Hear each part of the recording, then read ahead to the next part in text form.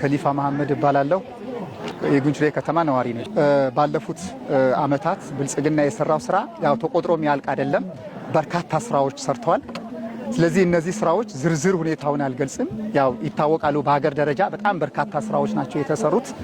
ስለዚህ እነዚህ ስራዎች ቀጣይ ለማስቀጠልም ወጣቱ ከብልጽግና ጎን ሆኖ ቀጣይ ብልጽግናን ከማስመረጥ አንጻር ከምንም ጊዜ በላይ ከምንም ጊዜ ስርዓት በተሻለ መልኩ ብልጽግና ከወጣት ጋር ያለው ቁርኝት ነው በጣም የሚገርመው ማለት ነው። በየትኛውም አካባቢ ትሄዱ፣ በየትኛውም ሁኔታ እኔ ባለሁበት ከተማ አንድም ወጣት ብልጽግና ሰልፍ ሳይወጣ ያቀረ የለም።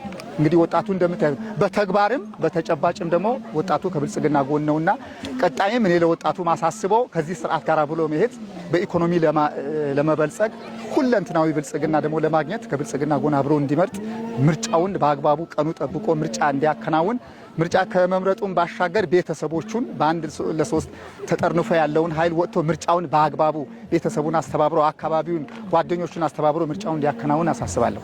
ባሬ ዘርጋ እባላለሁ። የኖር ወረዳ የጉንችሬ ከተማ ነዋሪ ነኝ። አጠቃላይ ምናልባት ከምርጫ ጋር ተያይዞ መጀመሪያ ምርጫው ሰላማዊና ዲሞክራሲያዊ ነጻ ፍትሃዊ የሆነ ምርጫ ማካሄድ አለብን የሚል ነገር እየተሰራ ያለበት ሁኔታ አለ። በዚህም ደግሞ ሴቶች በመጀመሪያ ደረጃ ግንባር ቀደም ሚና መጫወት አለበት የሚል ነገር እንደ ወረዳ ምናልባት የብልጽግና መንግስት የሰራቸው ስራዎች ማአት ስራዎች አሉ። ከዚህ ስራዎች ግን አንዱ ዋናው ሳልጠቅሰው ማላልፈው ትልቁና ዋናው ከዋና መንገድ ከአስፋልት ጋር ተያይዞ ይሄ አንዱ የብልጽግና ድል ነው የሚል ነገር አለኝ። ስለዚህ አንድ ከዋና አስፋልት መንገዳችን ጋር የተጀመረ ቢሆንም የተጠናቀቀበት አባል ዛሬ ደግሞ በዚህ መልኩ ማየታችን በጣም እጅግ በጣም ውጤታማ የሆነ አንዱ የብልጽግና ራዕይ ነው የሚል ነገር አለኝ።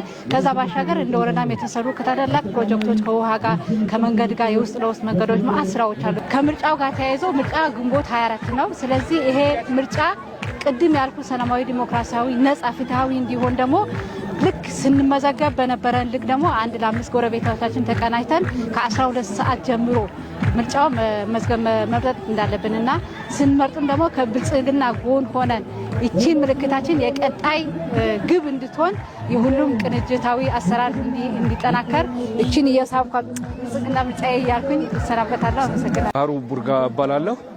የጉንችሬ ከተማ ነዋሪና የዛሬ ቀን የተገኘ ነው አንደኛ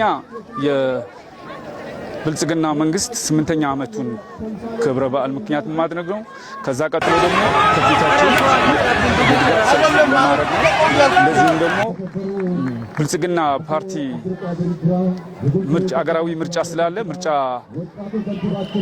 ግንቦት 24ን በሚመለከት ብልጽግናን ፓርቲ ደግፌ በዛ ስብሰባ ነው የተገኘሁት። ሰላማዊ ሰልፍ ነበር፣ መድረክ አለ። ስለዚህ ብልጽግና ፓርቲ እንዲደግፍ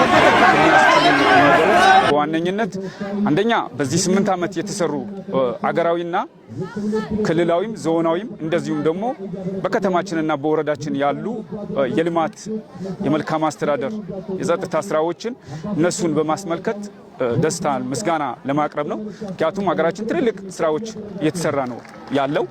ምሳሌ ጉንችሬ ከተማ መስተዳደር ራሱ ያገኘ ነው በዚህ በብልጽግና መንግስት አማካኝነት ከተማ መስተዳደር ከፓርቲ ጎን ሆነን ፓርቲውን ደግፈን ምርጫችን ፓርቲው መሆናችንን ለማስረጋገጥ